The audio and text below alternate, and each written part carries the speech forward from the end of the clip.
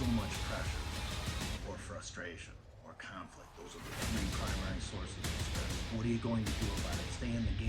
That's what this video is going to be about.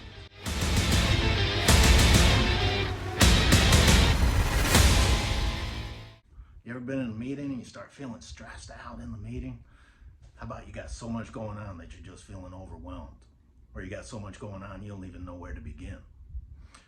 Ooh, how about this one? You're starting to feel like a panic attack is setting in. You ever feel like you got so much pressure or frustration or conflict? Those are the three primary sources of stress.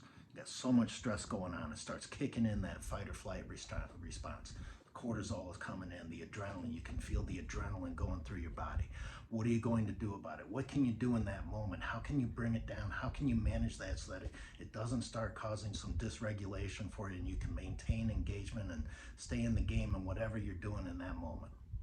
That's what this video is going to be about. Thank you and welcome to Men's Mental Health. I'm Dr. D, and today we're going to be talking about 4 different tools and techniques you can use for those stress reduction strategies and for mind relaxation, helping clear your mind, staying in the game. So it's mind, body kinds of things that you can use. So these are behavioral kinds of things. First off is diaphragmatic breathing. And what you're doing is you're going to take a deep breath in, hold it, and let it out real slow.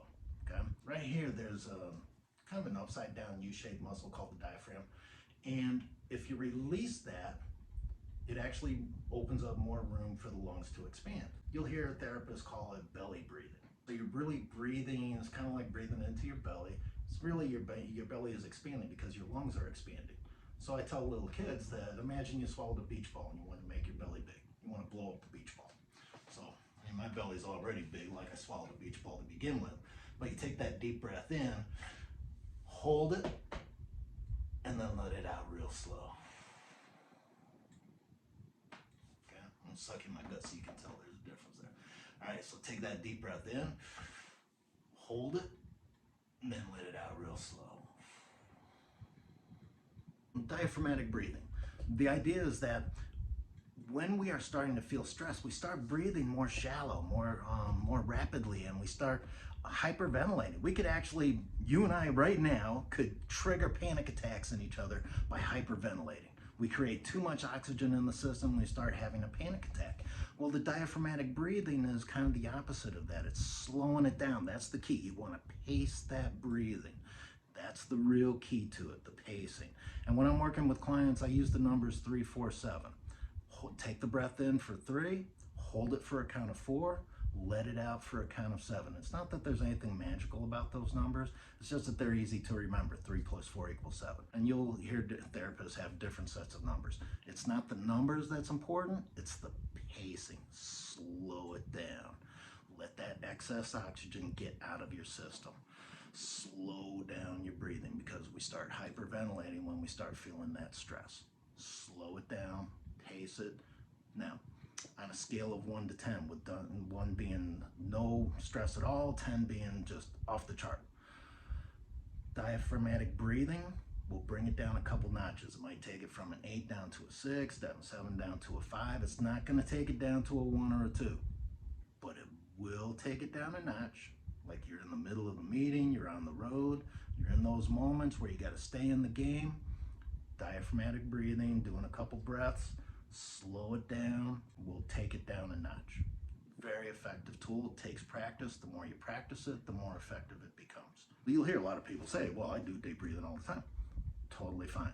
Do that and use it as a pace. 3 plus 4 equals 7. Another thing that research has found is in and out through the nose is actually more effective. It's because there's this thing called the vagus nerve goes through your nose, and in and out through your nose helps massage that nerve, and that nerve is tied in with that fight or flight response. That'll help with the relaxation part of the diaphragmatic breathing. In for a count of 3, hold it for a count of 4, out for a count of 7, in and out through your nose. Also, this one is not based on research. This is just my personal anecdotal experience. If I'm feeling way stressed, I will hold my breath for a longer amount of time. And like I said, that's not based on research. This is just my personal experience. I hold my breath for a longer period of time, helps bring it down a little bit more. That's That's just my own personal experience. The research is based on that paced breathing. Take a deep breath in, hold it, and let it out slow. Slow like you're blowing on a spoonful of hot soup. You don't want to splash it all over the place. Second one is called grounding. So grounding is a very effective tool. It's not about relaxation, though a lot of my clients tell me that they find it to be relaxing. And when I'm working with clients, I have them practice from 3 different perspectives using the senses: see, hear, feel. And when I say feel, I mean physical feeling, not emotional feeling. It would be like what you see. So I'm looking around the room, I see colors. I see green, I see white, I see blue, I see brown, I see white, I see black, I see gold. Or I could identify objects. I see some keys, I see a picture, I see a door, I see curtains, I see golf clubs. So identifying objects. You could do here. I hear the cooler. I hear the fans blowing. I hear some wind outside. See, hear, feel. I feel the glasses I'm wearing. I feel the shirt I'm wearing. I feel my shoes. Physically, what am I physically feeling? It's not that there's anything spectacular about this, is that it's grounding. The term is grounding. It's grounding myself into the here and now. What's going on right here, right now. It's giving my mind a break. If my mind is racing, that grounding gives my mind a break, gives it a little chance to do a reset, and then I can refocus on whatever task at hand. Third one, number 3, progressive muscle relaxation. So this one is something that you want to do when you have time for yourself. You're in a place where you can be uninterrupted. It can be dark, lights off, someplace where you're going to have some privacy.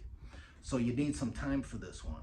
And I'm actually going to have another video to go along with this one, with doing the progressive muscle relaxation. I'm not going to do it on this video because it does take a few minutes by itself. In the progressive muscle relaxation, what you're doing is you're tensing and relaxing the muscles. You're building that muscle memory of the difference between the tension and the relaxation. I do it with major muscle groups. So I'll work with the legs, like a leg extension, then we'll do the stomach, then do the chest and back, then we'll do the arms like a bicep curl, then the shoulders where you shrug them up, do the neck where you tuck your chin to your chest, clench your teeth, then we'll do the eyes where you squeeze your eyebrows together. We break them down into those major muscle groups, but it's all about that muscle memory of tension versus relaxation. I do each muscle group 3 times before moving on to the next muscle group, and I do each one for about 10 seconds before repeating. I do each one 3 times. So that's progressive muscle relaxation. Again, another skill. The more you practice it, the more effective it becomes. Fourth one, mind relaxation. And it's very similar to the grounding, except this is kind of like with the progressive muscle relaxation. You want to do it in a time where you're not going to be interrupted. You have some dark, some peace, some place where you're not going to have traffic going in and out. And this one you do with your eyes closed. It's like the grounding where you're doing see, hear, feel. With your eyes closed, you have that field of black and you can see dots, spots, lines, whatever it might be. But the key point on this one in the mind relaxation is that you want to think to yourself, I see, I hear, I feel, and then you find the target. So I got my eyes closed, I see a red line through the center. I see a yellow dot to the left side. You do that 5 times. Then you do I hear. I hear my dog licking. I hear the fan blowing. You do that 5 times. Then you do I feel. I feel my shoes. I feel the cooling. I feel my shirt. You do that 5 times. Then you go back to I see, but now you're going 4 times. I see 4 times, I hear 4 times, I feel 4 times, and then 3 times, 2 times, 1 time. Mind relaxation. Pushing everything out of your mind, and you're totally focused on that. As you're going through, even with the grounding and the mind relaxation, if you find yourself drifting, especially in the mind relaxation, because you think to yourself and then you find the target, you might find your mind drifting, okay? So I hear.